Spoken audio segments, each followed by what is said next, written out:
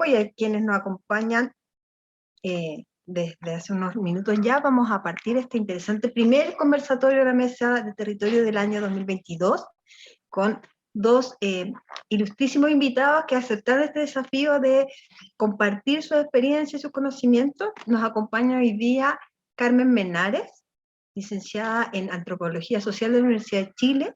Carmen tiene una vasta experiencia en los temas de cultura y mediación cultural. Ha trabajado en distintos museos, como el Centro Cultural de Mapuche de Cañete, el Centro Cultural Gabriela Mistral, y hoy día se dedica a la docencia universitaria, especialmente en los posgrados asociados a arte y a cultura. También nos acompaña don Fernando Venegas, él es abogado de la Universidad de Chile, tiene un MBA en la Adolfo Ibáñez, y hoy día se desempeña como, aunque ustedes no lo crean, gerente de transferencia tecnológica en Knau Hub. Es un hub de transferencia tecnológica que agrupa a 11 instituciones de educación superior, muchas de nuestras casas de trabajo, ¿cierto?, donde se desarrollan proyectos de transferencia tecnológica e investigación, ¿ya? Con estas dos personas, con la ayuda de Fernando y de Carmen, vamos a organizar este conversatorio. Entonces, voy a partir por Carmen, preguntándote, Carmen, si nos puedes contar un poco. Tú hoy día trabajas en una ONG, una organización que es el Observatorio de Mediación Cultural, que es una plataforma, ¿cierto?, que está consciente del rol de las artes y las culturas y el patrimonio especialmente en la construcción de nueva ciudadanía. Si nos puedes contar un poco qué es lo que hace el centro, cómo funcionan, cuáles son. Cuéntanos un poco cómo funciona este centro. Bueno, buenas tardes a todos. Primero, gracias Alejandra por la invitación. Bueno, el observatorio nace, tiene una vida hacia atrás un poco más larga, porque se generó a partir del 2017 también un movimiento de varios profesionales y docentes que trabajamos en el ámbito de la mediación cultural, que quisimos en algún punto establecer algún tipo de plataforma que nos permitiera poner en valor el rol de la mediación cultural, ¿cierto? Y en ese tiempo estuvimos como trabajando mucho tiempo en tratar de levantar una cooperativa, pero finalmente aunamos y auné un poco distintos profesionales, docentes en particular, con quienes trabajo en esta plataforma independiente, que una de las primeras como acciones que nace de esa misma reflexión colectiva, ¿no? Tenía que ver con abrir la discusión sobre la mediación a través de distintas plataformas de capacitación, talleres, charlas, etcétera, ¿no? Esa fue como una de las primeras acciones que hicimos en el 2020, que fue bastante interesante porque como estábamos precisamente en la virtualidad, pudimos abrir una red de mediadores en patrimonio, arte y lectura de distintas partes del mundo. Entonces, construimos ahí como una pequeña comunidad y un trabajo de como capacitación a distintos agentes que fuesen además accesibles, ¿no? Porque nuestro objetivo era precisamente poner sobre la mesa el concepto que no es tan reconocido en Chile, ¿no? como tal. Entonces esa fue como una de las primeras acciones. Hoy día, como de alguna, las líneas se fue creciendo un poco, y esta parte más de escuelas y capacitaciones estamos trabajando precisamente con la Andrés Bello, en particular yo como docente del Diplomado en Mediación Cultural, que afortunadamente se abrió este año, ¿no? Como diplomado aplicado. Muchas gracias, Carmen. En esa misma línea, Fernando, preguntarte a ti, tú trabajas, además del hub, trabajas en la red de gestores, de la red GT, que es la de red de gestores de transferencia tecnológica. Si nos puedes contar un poco de qué se trata esta red, cuál es el rol que tiene como institución. Ni un problema. Primero que todo, también agradecer la invitación, Alejandra, también un gusto conocerte, Carmen, también, y a todos los que están presentes. Les cuento, sí, me toca tener varios sombreros, uno de ellos es el hub de transferencia tecnológica, que el hub de transferencia tecnológica, también los hubs, hay 3 hubs de transferencia tecnológica en el país y responden también a una intervención de política pública que precisamente lo que buscaba era que las tecnologías, el conocimiento que se generaba en la instituciones de educación superior, principalmente en una primera instancia en universidades, hoy en día también esto se ha extendido al rol que tienen los IP y los CFT, con un programa que se llama IPCFT 2030, se pueda empaquetar y se pueda transferir ese conocimiento a la sociedad del mercado, a veces como bienes públicos y en otros casos como bienes privados, y a través de distintos mecanismos, ya sea a través del licenciamiento de la tecnología, a través de la vinculación temprana de las capacidades de investigación que existen en las universidades con las necesidades que existen en la industria, o a través del desarrollo de emprendimiento.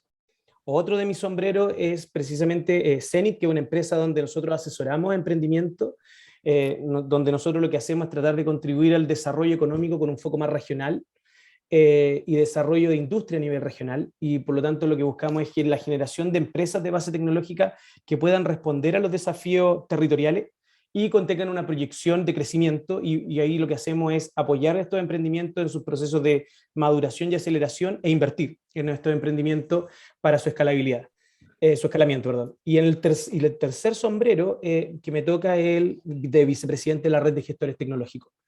La red se creó, yo soy uno de los socios fundadores del año 2010-2011 más o menos, de hecho se creó en la UNAP. Partió en Valdivia, de hecho, fue una salida de varios profesionales que tuvimos en ese tiempo que no teníamos ningún paraguas y decíamos, ¿dónde podemos encontrar buenas prácticas para gestión tecnológica? Éramos profesionales que recién nos estábamos formando, estamos hablando de año 2010. Yo partí trabajando en esto en el año finales del 2007-2008, y el año 2010 un grupo de profesionales estábamos empezando en esto de la gestión tecnológica en universidades y no sabíamos cómo hacerlo.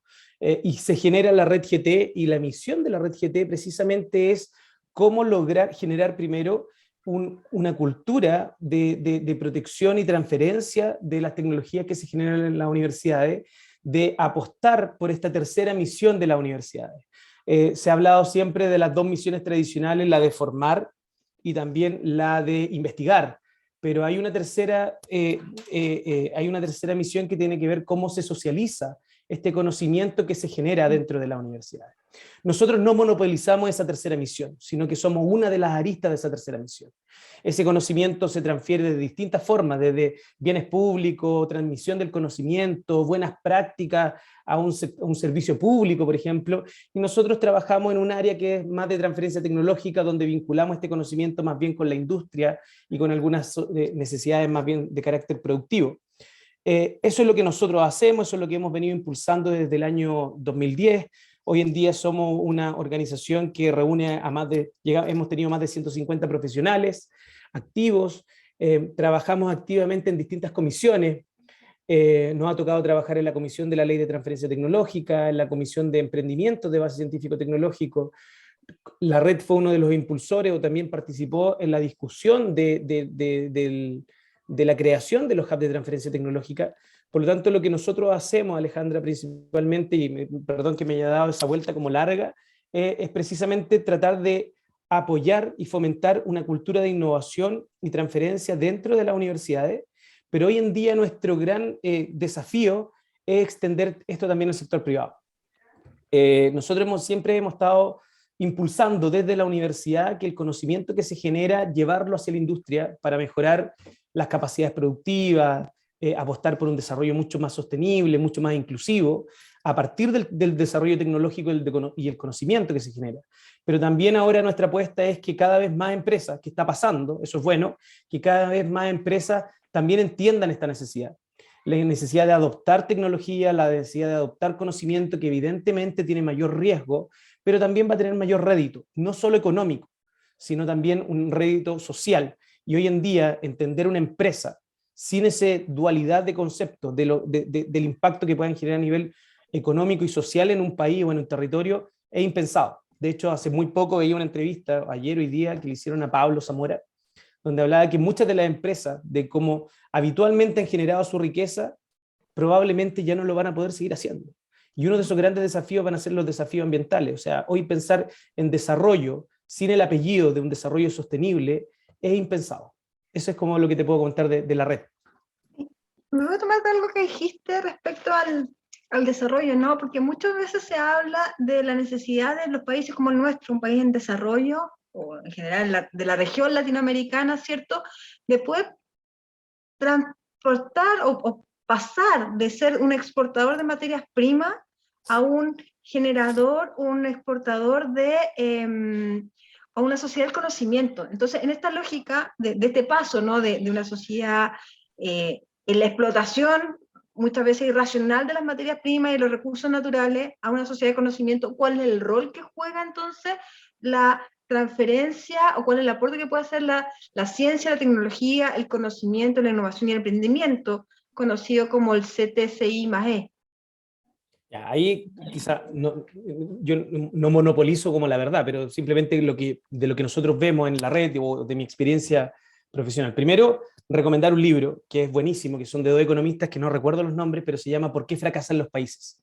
Y habla de las instituciones. Y hablan de un ejemplo, quizás más de alguno lo ha leído, por qué la ciudad de Sonora, en México, que tiene su par inmediatamente al lado en Estados Unidos, por qué una funciona muy bien y la otra se ve como que si estuviera mucho más retrasada. Y habla de la importancia que tienen las instituciones en un país para que funcionen. Y ahí se habla mucho de lo que es una economía mucho más inclusiva, de que muchos países de Latinoamérica basaron su creación de riqueza en base a tomar terreno y explotarlos, que fue mucho muy del modelo español que llegó. En cambio, otro modelo, obviamente esto es una mirada más anglo, entonces también hay que verla con esa perspectiva, hablan de que había mucha más competencia entre ellos y al haber más competencia, las instituciones se regulaban mejor. Entonces, independiente de los sesgos que puedan tener esos economistas, creo que un buen análisis respecto a esa necesidad de pasar de una sociedad basada en una economía extractiva a una economía mucho más inclusiva. Pero, ¿por qué es importante? Porque hay que mirar que este cambio no es solamente desde la industria, no es solamente desde la ciencia, sino que también es un cambio desde las instituciones. Y a raíz de eso, nosotros en la red lo que hicimos durante el año pasado, y parte de este fue, a propósito de la Convención Constitucional, crear una comisión. De hecho, hay una página al alero de la red GT que es sobre la Comisión Constituyente, donde un grupo de profesionales de distintas áreas de formación, abogados, ingenieros, científicos, generamos una mini comisión dentro de la red y empezamos a abordar el tema de la importancia de la ciencia y tecnología, conocimiento, innovación, y le agregamos el componente de emprendimiento a sofisticar la matriz productiva. Y si uno toma distintos ejemplos, los ejemplos lejanos y no tan lejanos, porque no solo mirando Estados Unidos, sino también cuando uno mira a otros países de Oriente Medio o de Asia, como Corea del Sur, vemos que hay un cambio profundo en la forma de ver la economía a partir del desarrollo tecnológico. Y yo creo que nosotros no vamos a competir con los chinos en cuanto a la producción de zapatos. Nosotros no vamos a competir con los chinos en cuanto, pues hay un tema de economía, de tamaño. Nosotros nunca vamos a poder competir con ellos en mano de obra. Pero en algo sí somos buenos, y eso está medido, que tenemos buenos científicos, generamos buena ciencia, pero muy poca todavía. Y el impacto de la misma sigue estando a un nivel, como digo yo, muy elitista.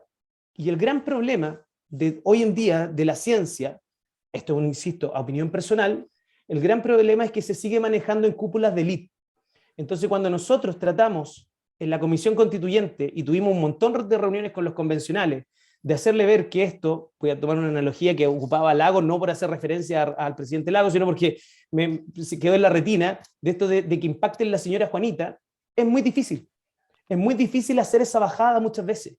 Y yo creo que el gran desafío, si queremos saltar desde una economía más extractivista a una economía más inclusiva, que apueste por un desarrollo sostenible, inclusivo, donde la ciencia juega un rol fundamental, vamos a tener lo primero, el gran desafío es bajar esa discusión desde la élite y aterrizarlo un poco más. y llevarla a casos concretos. Y un caso concreto, por ejemplo, yo creo que la pandemia, de todo lo malo que tuvo cosas muy interesantes. Aceleró procesos de transferencia tecnológica. Claro, están los antivacunas que creen que un poco que todo esto es artificial y que las vacunas salen. Ya, pero hablando ya como en serio, uno ve casos incluso en Chile. Ve alianza entre ASMAR y la Universidad de Concepción desarrollando ventiladores mecánicos. Y no es que de un momento a otro nos hayamos vuelto más inteligentes o de un momento a otro empezamos a tener procesos productivos. Es que nos pusieron un problema delante, un problema que era mayor, y eso alineó los distintos intereses. Y vimos cómo una empresa pública, o ASMAR, la figura que tiene, se junta con una universidad y empiezan a producir, no solamente a idear o a cranear, sino que a producir ventiladores mecánicos. Mientras más ejemplos de eso aterricemos, más cercano se va a hacer el tema y el impacto que pueda generar la ciencia, no solo en la economía, sino que en el desarrollo económico y social de nuestro país. Y ahí me gustaría hacerle la pregunta a Carmen, ¿no? La contrapregunta a la Carmen en relación de cuál es el aporte que tú visualizas de la cultura a este desarrollo sostenible del país a largo plazo. ¿Qué es lo que ¿Qué te has sentido como el aporte a la cultura y el rescate de la cultura y el patrimonio a ese tipo de desarrollo? Sí, bueno, me tomo un poco de lo que dice Fernando, porque en el ámbito de la cultura y las artes tiene el mismo sentido, ¿no? Que la mediación, de hecho, nace como concepto para hacer frente al tema de la inclusión social, donde los diagnósticos desde los años 70 era que el arte, la cultura se desarrollaba en espacios de nicho, lo visitaban solamente las élites y quedaban en esos núcleos, ¿no? Entonces, para poder afrontar ese problema, nacen conceptos como el de mediación cultural, que amplía como función o el rol de la educación en las instituciones culturales para trabajar ya con las comunidades y desarrollar estrategias que vayan en pos de transformar las desigualdades culturales en términos estructurales que existen, ¿no? Poder equiparar los capitales culturales que existen en nuestro país, que es uno de los grandes problemas, ¿no? En ese sentido, la mediación se aplica tanto en las artes, la cultura, como en la ciencia y la tecnología, ¿no? Hay hartas experiencias también en México de mediación en el ámbito de la ciencia, que desarrollar estrategias de acercamiento del conocimiento y de las artes a la gente común y corriente y que forme parte de su vida cotidiana, ¿no? Y que ellos formen también parte de las instituciones culturales, de los proyectos y los procesos de intervención social de la política pública consideren como eje fundamental la cultura, ¿no? Como eje de intervención la cultura. Pero la cultura entendida en el amplio espectro de la palabra, o sea, la cultura no solamente desde la expresión artística, sino también desde la costumbre. Si nos puedes contar un poquito más ahí. Trabajamos un poco más sobre la base de dos esferas de la concepción de lo cultural, tanto en la concepción desde la estética o desde las artes, que lo cierra un poco a las manifestaciones artísticas, y las concepciones más que vienen desde la antropología, ¿no? Que hablamos de normas, culturas, valores compartidos, ¿no?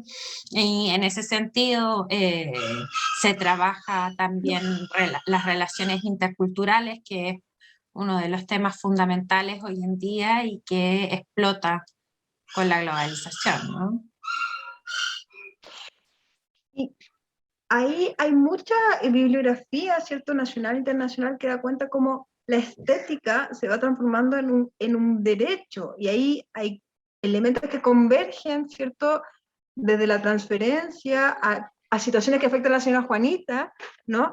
Que hoy día, por ejemplo, hay diseños de viviendas sociales que no solamente empaquetan calidad en, no sé, en la certificación de los muros para que tengan mejor aislamiento, pero también va asociado a un tema estético. de la distribución de los departamentos, el uso de las luces, el diseño de los espacios comunes. Entonces ahí vamos viendo que la política pública tiene muchos elementos que tomar tanto de la mediación cultural como de la transferencia tecnológica. Y ahí tú mencionabas, Carmen, alguna experiencia exitosa que ustedes han evidenciado con algunos proyectos. ¿Tú conoces algún proyecto desarrollado por alguna institución de educación superior, aparte de la UNAP, porque yo sé que eres docente de la universidad, ¿cierto? En este tema de mediación cultural. El año pasado trabajamos con la Universidad Austral, con la Dirección de Arte y Cultura de Vinculación con el Medio, que generó un proyecto bien grande de mediación, en donde asesoramos en la construcción de un primer plan piloto de mediación, que significó la capacitación de agentes culturales locales que trabajaban en cada una de las áreas artísticas que forman parte del departamento, ¿no? La orquesta, el coro, el ballet folclórico, ¿sí? Cada uno generó,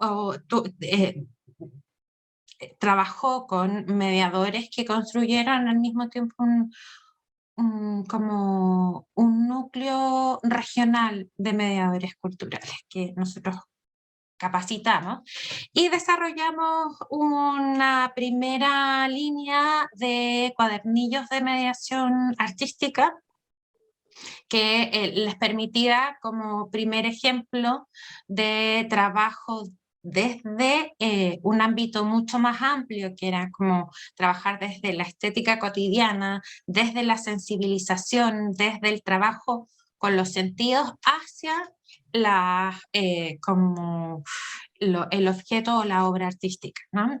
Y ese es como fue como un primer impulso para que ellos empezaran a trabajar desde no ya una óptica de la difusión cultural o extensión, sino que desde la mediación, o sea, involucrando y generando relaciones y vínculos con las comunidades, no solamente las comunidades escolares, sino que también con las organizaciones sociales y en el caso del ballet, que estaba muy interesado en empezar a trabajar con las personas en situación de discapacidad.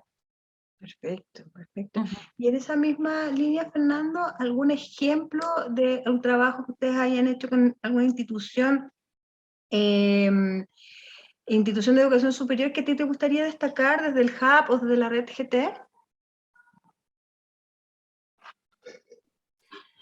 Mira, nosotros desde el Hub, por ejemplo, nosotros hemos puesto como uno de los pilares fundamentales de nuestra estrategia ha sido el emprendimiento de base científico-tecnológica, que durante mucho tiempo sentimos que estaba un poco huérfano, ¿ya?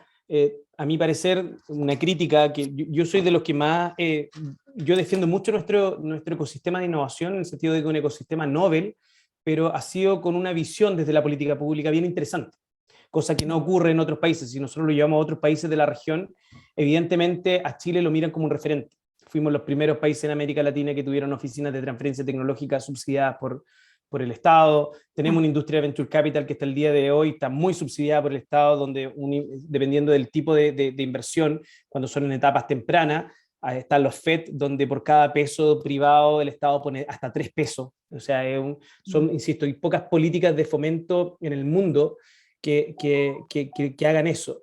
Y donde tenemos una Corfo, donde si bien durante cierto tiempo a veces un poco reactiva, cuando está bien empoderada, es un órgano que dinamiza bastante el ecosistema. En algunas cosas se puede equivocar uno en alguna política, uno lo puede ver y eso pasa, pero en general como agente dinamizador público es bien interesante. Hay que recordar desde que de la mano de la Corfo o del brazo de la Corfo nace Startup Chile. Y en ese sentido, nosotros hemos definido el emprendimiento como un pilar que estaba medio huérfano. El programa Startup Ciencia surgió hace 2 años, 3 años, 2018-2019, y había un cúmulo no solo de investigadores, sino también de profesionales jóvenes que salían de la universidad, que a través de sus tesis de pregrado, posgrado, desarrollaban innovaciones bien interesantes. Y uno de esas es precisamente un grupo de de emprendedores que habían salido de la Universidad de Chile, que es uno de los socios de KnowHub, pero este era un emprendimiento, una startup que no estaba vinculado a la propiedad intelectual, no estaba vinculada a la Universidad de Chile, que se llama Fotio.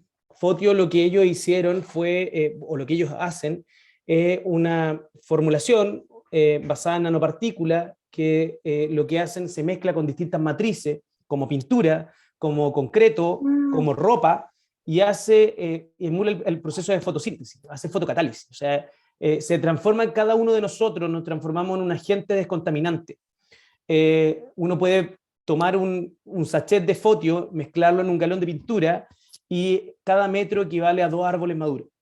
Esa es una propuesta de valor muy potente.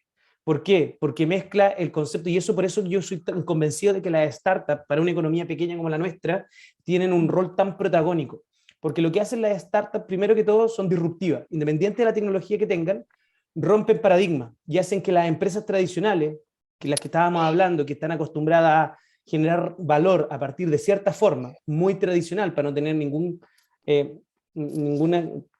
algo que tenga una connotación negativa, vienen estas empresas que son unas gacelas mucho más dinámicas, mucho más flexibles, pero que entienden que la generación de valor tiene que ir acompañada de algo más, tiene que ir acompañada de un propósito.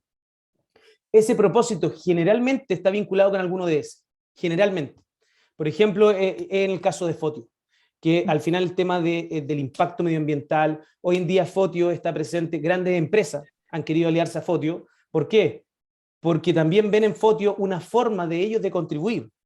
Y eso hace literalmente una explosión, a mi parecer, en los mercados, porque las empresas se ven forzadas a hacer cosas distintas. El mejor ejemplo chileno es Notco. Notco viene y rompe una industria, y una industria totalmente reactiva, que de hecho a mí me da pudor, lo digo a título personal, la demanda que pone la sociedad de productores lecheros, o sea, de los lecheros, porque es un miedo tan terrible a la innovación, que es, en vez de decir, hey, voy a hacer algo distinto, no, ataco al que hace algo distinto. ¿Por qué? Porque efectivamente ese distinto les mueve a todo el piso. Y también ahí tenemos ejemplos, y con eso termino, nosotros tenemos el ejemplo de Fotio, tenemos el ejemplo de Ecofuels. Ecofuels es una empresa también chilena, profesionales jóvenes, todos doctores, todos, me refiero cuando digo doctores, tienen una buena formación, que no se están dedicando a la academia propiamente tal, y desarrollaron un sistema de tratamiento de plástico que transforma plástico en combustible. Y hoy en día estamos viendo distintas alianzas con empresas con empresas sobre todo internacionales. Eso todavía es un desafío que tenemos como país. Las empresas transnacionales le están poniendo ciertas limitantes a sus filiales chilenas. O cambian ciertos procesos productivos, o vamos a cerrar la filial chilena. Y es por eso que están adoptando nuevas tecnologías, no es por algo que nazca. Entonces ahí también hay un desafío. Yo estoy aprovechando del que no nazca. Las leyes, por ejemplo, estas leyes que obligan al tema del reciclaje, tanto en la industria como en los hogares, van generando antecedentes o incentivos, obligaciones que obligan a las empresas a incorporar estas nuevas tecnologías. Si no existieran estas obligaciones, ¿tú crees que el avance sería tan acelerado en los últimos años? A pesar de ser abogado, no soy experto en ese tipo de legislaciones, pero en general las modificaciones siempre vienen por una conducta forzada. No es decir, y eso es muy propio de nuestra cultura. Entonces, hace años atrás, me tocó ver tecnología para el tratamiento en minería de los relaves, de los residuos que dejan. Y uno les llevaba a la minería y para hacer los pilotajes, y era como, no, la ley no me está forzando a hacerlo. Mientras no existiera una ley, ellos no lo hacían. Entonces eso es más propio, creo yo, de un tema más cultural nuestro, y un sistema muy legalista. Es decir, si yo pongo la ley, van a cumplir. Pero yo creo que los cambios se están dando de otra manera. O sea, todavía no nace desde empresas chilenas, de todas, pero hay algunas que sí están transitando al menos en ese camino. Y solamente para terminar la idea anterior, hoy en día, yo creo que, esto es también opinión personal, si bien obviamente uno la sustenta en base a cosas que ha leído y todo, pero yo no soy un experto en el área, pero probablemente cualquier tipo de empresa, del tamaño que sea, esto no es como Oppenheimer, si no innova muere, sino más bien si no cambian ciertos procesos productivos, si no se vinculan cuando uno hacía, me acuerdo cuando hice el MBA, ya estaba este cambio de paradigma, porque antes, para usted la empresa era, ¿qué crea valor? Yo creo valor para mi accionista. Esa era la gran premisa, y el gerente general, esa era su premisa, crear valor para su accionista, que son sus stakeholders. Hoy en día, esos stakeholders son mucho más amplios. Yo no concibo una empresa que simplemente diga, yo creo valor para mi accionista. Y todas las empresas que hoy en día están en la bolsa con mayor valorización bursátil, me refiero, son empresas tecnológicas o son empresas que tienen un propósito. En general, no digo que quizás ser todo es muy categórico, pero en general tienen un propósito. Y las startups, y muchas de ellas partieron como una startup. Y eso significa que estas startups hoy en día han movido un poco esa aguja de que incluso las empresas tradicionales entienden que tienen que buscar un propósito porque si no están condenadas a morir. Un buen ejemplo es Nokia. Nokia partió como una empresa forestal, si no me equivoco, y ha variado su giro múltiples veces, terminó en una empresa de tecnología. Y es porque tienen que ser cambios, porque si no se los va a comer, de hecho se los come el planeta. Yo no soy un entendido tan acabado del tema, pero evidentemente las necesidades, ya sean por temas legales o por temas de la sociedad, que va a poner un pare a ese tipo de empresas. O sea, esa es por lo menos mi visión. Muchas gracias. Oye, y respecto a lo mismo, a lo que plantea Fernanda respecto a las miradas tradicionales, Carmen, uno podría pensar, y aquí me gustaría saber tu opinión, que las universidades, instituciones de educación superior que están ligadas a las artes tienen un rol más como preponderante en este concepto de mediación cultural. Pero ahí me gustaría saber tu opinión. Yo creo, o sea, si es solo a esas universidades, por ejemplo, pensando en la Facultad de Arte de la Chile, el Campus Creativo de la UNAV, la Escuela Moderna de Música, o todas las instituciones de educación superior pueden hacer algo en temas de mediación cultural. ¿Qué opinas tú? Claro, en primera instancia siempre se relaciona más con los ámbitos de arte y cultura, pero yo creo que tiene que ver con una misión que va más allá y es transversal, que tiene que ver con el rol público del conocimiento, ¿no? Con la pérdida de esa importancia que tuvo en algún minuto el conocimiento para la formación de los ciudadanos y las ciudadanas, ¿no? Hace unas semanas atrás me invitaron del podcast de la UNAV y conversábamos lo mismo. En 2017 se hizo público el diagnóstico del Mineduc sobre la educación en Chile y en gran medida la desigualdad de la educación tiene que ver precisamente con la distribución inequitativa, ¿cierto? O que no existe en algunos casos del capital cultural entre las escuelas privadas y las escuelas públicas y en particular con las técnicos profesionales, ¿no?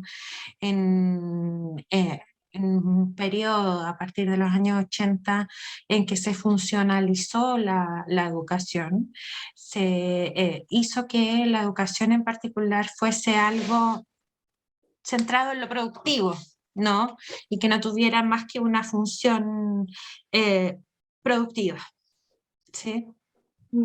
Y en ese sentido se eliminaron muchos ramos que generaban una igualdad en el capital cultural entre los distintos tipos de educación. En eso la filosofía, las artes, ¿sí? La cívica también. La música, todas las ramos, todos los cursos que no tenían utilidad, en el caso de las escuelas públicas y las escuelas técnico-profesionales se eliminaron, ¿no? Y se generó esta desigualdad enorme entre los capitales culturales dentro de los distintos grupos sociales, ¿no?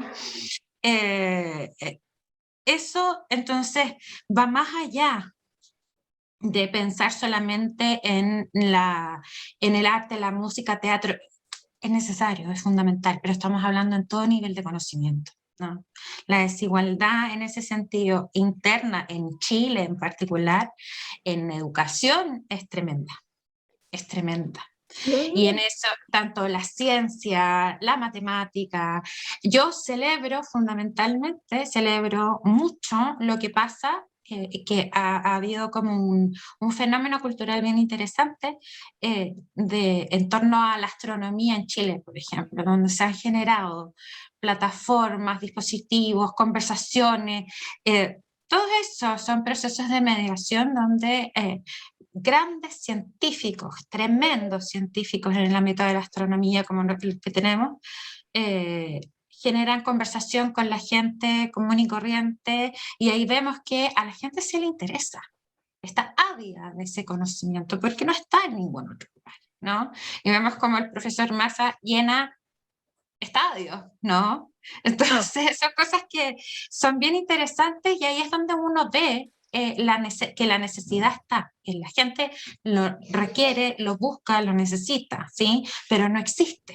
No está, y en eso el rol de las universidades es fundamental en la socialización, en generar estos espacios, en generar espacios de vinculación, en generar espacios de difusión, y también, como leí en una de las preguntas en el chat, pensar desde esa desigualdad, ¿no? Cómo llegan los y las alumnas, los y las estudiantes con esos desniveles en términos de capitales culturales, ¿no?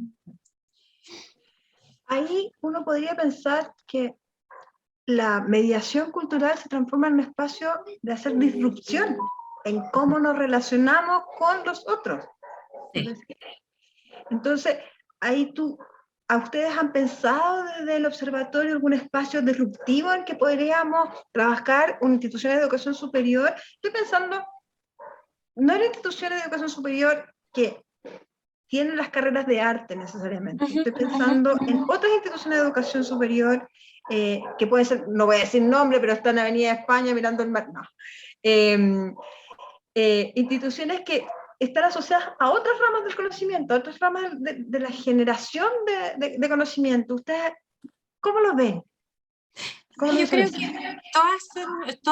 que la mediación en sí da vuelta un poco a las metodologías, ¿no? Y pensamos un poco en cómo relacionar el conocimiento, las artes, las ciencias con el público, con la gente en general. Entonces, formas disruptivas existen, porque en gran medida la mediación también se alimenta mucho de los lenguajes del arte contemporáneo en particular, ¿no? Son bien disruptivos en ese sentido, como tratar de romper esa jerarquización, y trabajamos más desde una relación más horizontal con los públicos o con las comunidades en general, ¿no? Entonces, va a depender de qué tipo de conocimiento quiere, pero formatos y formas hay por un montón, como para pensarlas y para poder experimentar.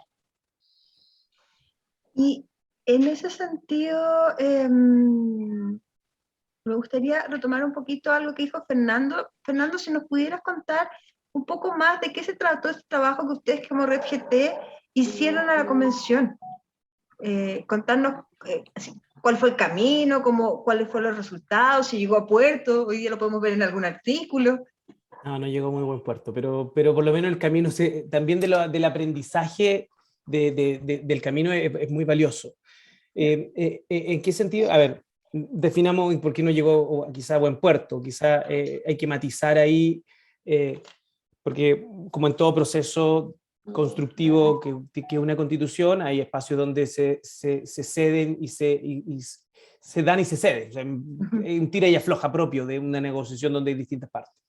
Y evidentemente hubo un punto que a nosotros nos dolió, que no haya quedado, pero yo soy de los que son de la visión de que no esté tampoco me genera mayor problema, que era el reconocimiento constitucional que tenía la propiedad intelectual e industrial, y quedó solamente consagrado lo que es la propiedad intelectual.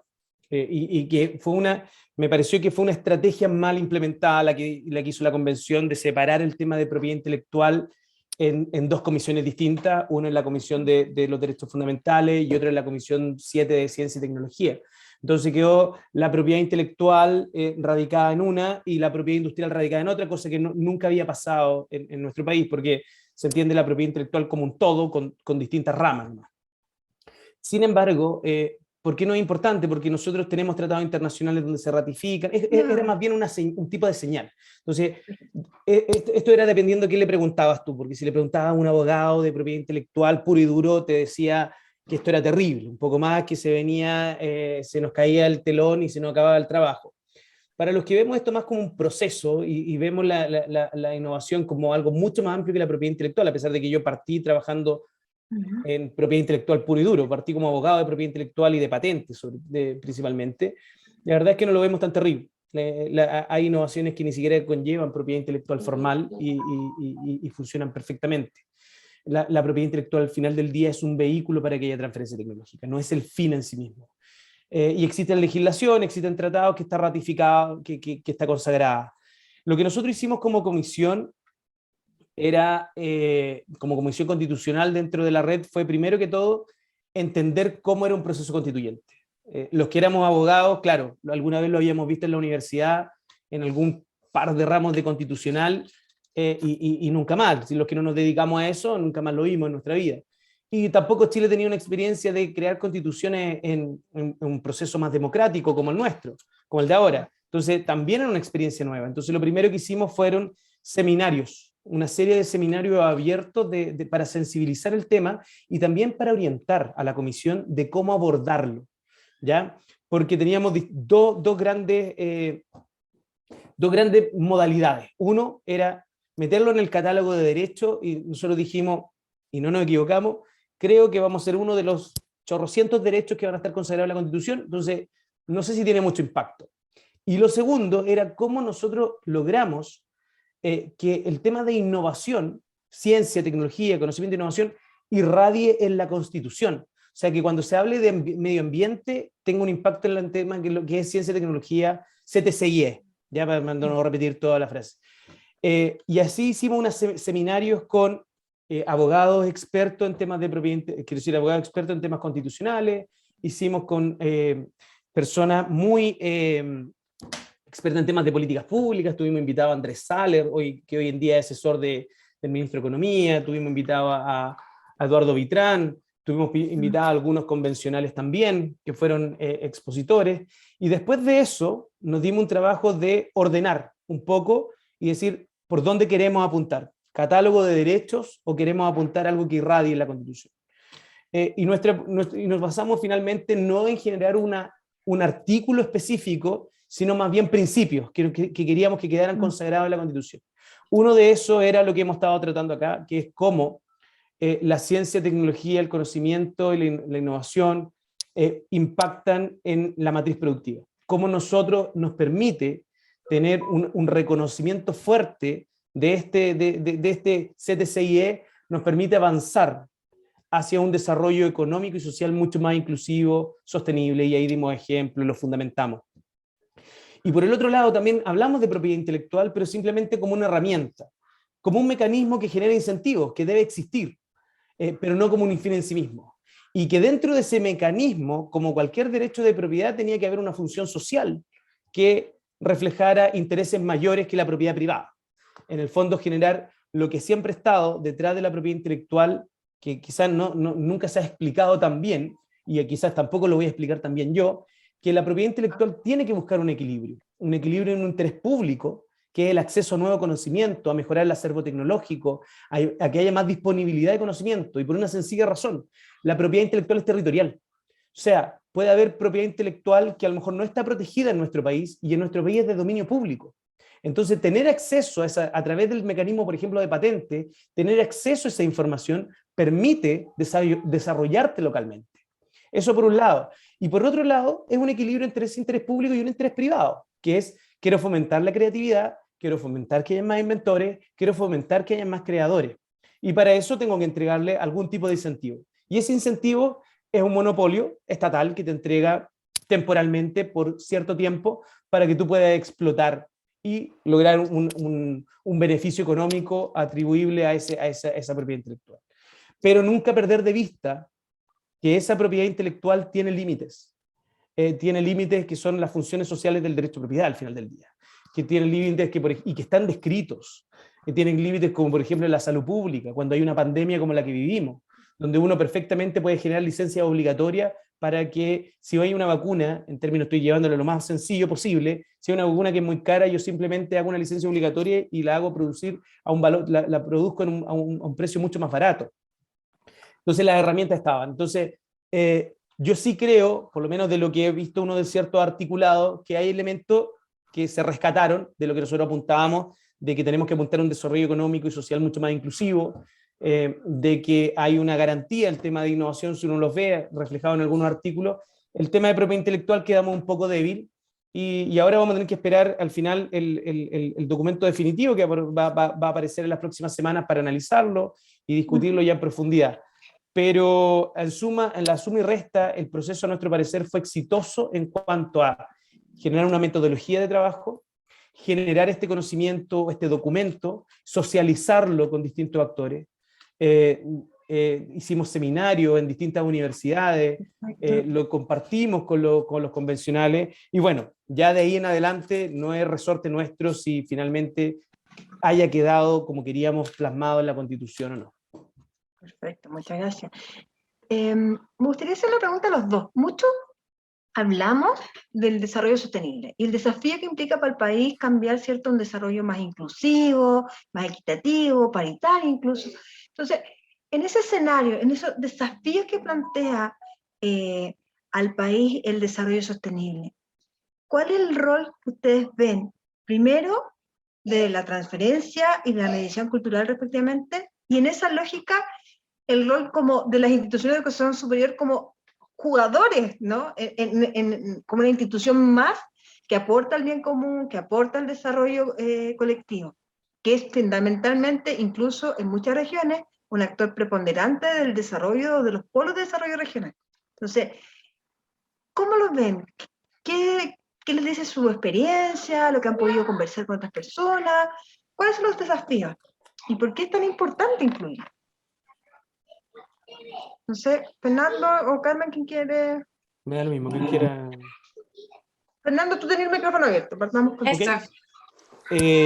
No es una pregunta fácil como para pensarla rápido, pero a ver, porque creo que se condensa en varios de los temas que hemos estado abordando ahora. Hay dos puntos que me gustaría tocar antes que se me olvide. Esta vinculación.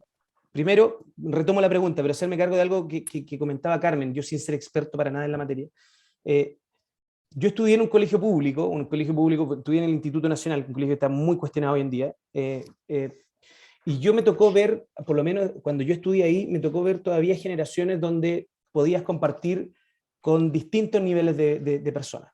Personas que, uno de mis mejores, un ingeniero que fue de la Chile y fue exitoso, probablemente La primera generación de definición de lo profesionales. público, ¿no? Exactamente. Uh-huh. Viví en La Legua y tenía compañeros que eran hijos de médicos que vivían en Las Condes, y de repente estaba ahí haciendo un trabajo en La Legua, otro día estaba haciendo un trabajo en Puente Alto, otra semana estaba haciendo en la Florida, y otro día podía estar haciéndolo en Las Condes. No sé cómo decirlo, pero esa interrelación de distintas realidades, y sumado a un proyecto educativo basado en excelencia, basado también en entender el proceso educativo más allá de matemática, lenguaje. No sé, yo me acuerdo, yo tenía literatura contemporánea, yo era humanista. Literatura contemporánea donde analizábamos distintos tipos de autores. Algunos eran, yo nunca fui medio malo para el arte, la verdad, pero habían espacios donde se generaban espacios de discusión. Me acuerdo que de repente venía Raúl Zurita, que es un exalumno, y se sentaba con alumnos a discutir sobre temas. Esa riqueza cultural se pierde. Y eso que nosotros estamos en Santiago, por lo menos yo estoy hablando desde Santiago, yo tengo socios de distintas regiones. Cuando eso lo llevamos a regiones, la distancia es aún más abismante, es tremenda. Entonces, cuando nosotros hablamos de ciencia, tecnología, cuando nosotros, por ejemplo, un hub de transferencia tecnológica, KnowHub tiene socio a la Universidad de Chile y tiene socio en regiones, universidades mucho más pequeñitas, y no digo que si sea cuál es mejor o peor, al contrario, en ningún caso. Pero uno ve los desafíos de cada universidad y son muy distintos. ¿Ya? Entonces, hay uno, pero no es uno mejor que el otro. El problema es que nosotros tenemos con este afán, y por eso me quedaba con las palabras de Carmen, que todo lo tratamos de estandarizar. Entonces, incluso en transferencia tecnológica, a todos los queremos medir con la misma vara. ¿Cuántas licencias genera? Yo le digo, no me pueden comparar, estoy diciendo cualquier universidad, por favor, así, voy a inventar un nombre, Aplaplac, lo que conocen Plan Z van a... pues, Aplaplac en la región de Magallanes y atiende a una necesidad particular de la región de Magallanes, estoy pensando, o está en Tarapacá. Yo no puedo compararla con la Universidad de Chile o la Universidad Católica si generan más o menos emprendimientos, si generan más o menos licencia, porque son realidades distintas. Las alianzas que tienen son distintas, la cantidad de la infraestructura es distinta, el entorno es distinto, los desafíos del entorno son muy diferentes. Entonces, el gran problema que siento yo es que todo lo tratamos de estandarizar, todo tratamos, los colegios los tratamos de estandarizar, la educación la tratamos de estandarizar, y el impacto de la ciencia también corre el riesgo de tratar de estandarizarse. Entonces, si yo quiero medir a la Universidad de Chile, a la Universidad Católica, por el número de licencia me parece perfecto, cuántas regalías, el retorno, llamémoslo así, el retorno, cuánto me pagan por las licencias que yo genere, me parece perfecto. Pero si yo no entiendo que hay una universidad regional, que su impacto es distinto, que a lo mejor contribuye a que los procesos de entregar buenas prácticas para que la agricultura sea más sostenible en esa región, para vincular a cierta oficio, para que desarrollen, tengan otras herramientas, estoy inventando, si están quedando medio obsoletas, y los quiero medir a todos iguales, esa universidad lo que va a hacer es dejar de mirar lo que necesita su entorno cercano para poder cumplir con quién le está financiando, que finalmente es un fondo público. Y terminamos ahí con la lógica del fonditis, de decir, ya, ok, si Corfo, o el que sea, NIT, me pide licencia, vamos a hacer licencia. Oye, pero genero más valor contribuyendo al desarrollo socioeconómico de mi región. No me importa, porque me están pidiendo la licencia. Entonces, ahí cometemos un grave error, creo yo, a mi parecer. Y ahí también trato de conectarlo un poco con la pregunta. O sea, ahí está el rol de las universidades. El rol de las universidades, yo creo que las universidades en Chile son muy buenas universidades, forman muy buenos profesionales en general, pero forman muy buenos empleados. Esa es mi gran crítica. Y somos todos muy buenos mandados. O sea, yo de lo que ejerzo actualmente como abogado es prácticamente nada. Pero no sé si esa herramienta me la entregó la Universidad de Chile, que yo soy de allá. Sí, yo creo que no. Yo creo que salí de la universidad y no sabía ver una resolución en un tribunal, porque la verdad me habían enseñado la naturaleza jurídica de las resoluciones durante un semestre completo, leyéndome autores de no sé qué, pero nunca me habían enseñado a convivir con el día a día. Yo creo que hoy en día tenemos un desafío en cuanto a la estandarización, en cuanto a la formación, de entregarle a los alumnos otras herramientas. Y también tenemos otra función desde el punto de vista de la universidad, que la universidad se comunica muy bien entre pares. Los investigadores se comunican muy bien entre pares. A través de papers es como los carteos que uno hacía cuando chico entre colegios.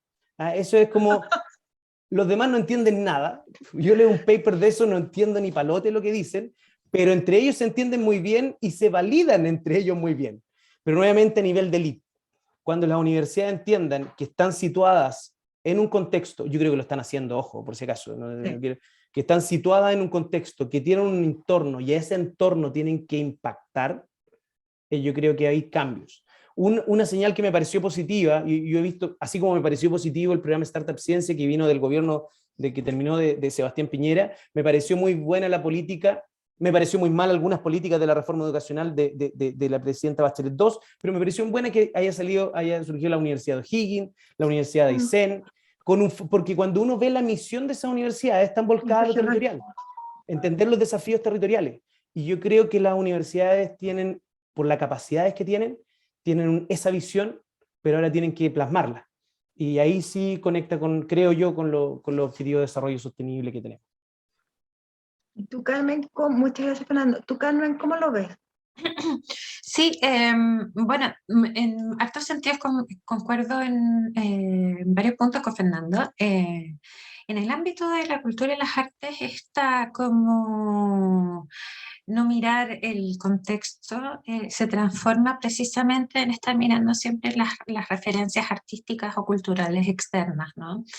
Y en ese sentido, por ejemplo, conversábamos de cómo construimos todo el material de mediación, los cuadernos pedagógicos de mediación artística en Valdivia, haciendo todos procesos de sensibilización a través de mirar el río, cuando estábamos tomando en consideración compositores que hablaban sobre el mar, pero eran compositores franceses y qué sé yo, pero y que cómo llegamos a los niños cuando estamos hablando de las aguas, cuando podemos trabajar sobre la conciencia medioambiental a través de las artes, y ellos tienen o habitan cotidianamente con el mar, con el río. ¿Qué saben ellos? ¿Qué conocen? ¿Qué? Entonces, es como mirarlo por el otro lado, ¿no? ¿Qué es lo que hay? ¿Qué es lo que tenemos? ¿Cuáles son las experiencias? Y las estéticas cotidianas en ese sentido son fundamentales para el desarrollo de una noción o una conciencia y mayor, ¿no? Respecto a nuestro entorno, respecto a nuestro medio, respecto a lo que sucede alrededor, ¿no? Solo de esa forma podemos construir como ciudadanos críticos, ciudadanos conscientes de lo que sucede en su lugar, ¿cierto? Y responsables de su mismo entorno. Entonces, pero siempre es que estamos mirando las artes o la cultura, miramos con los referentes externos, hacia los referentes externos, ¿no? Y no tampoco de conocer incluso los referentes de las culturas originarias, ¿no? Que tienen una relación con la naturaleza, una sensibilización con el medio. Muchas gracias. Así que, bueno, igual seguimos con el desafío de seguir haciendo conversatorios, vamos a seguir haciendo conversatorios en que incluyamos a todas las personas porque creemos que el desarrollo territorial, la responsabilidad que tenemos como universidades es de difundir estas conversaciones, de difundir miradas distintas que nos ayuden a mejorar en la vinculación con el medio, la transferencia tecnológica, en la mediación cultural que hacemos desde nuestras distintas casas de estudio. Así que muchas gracias por su tiempo, muchas gracias por su paciencia y muy invitados a seguir los proyectos y los procesos que hacemos acá en la red de vinculación.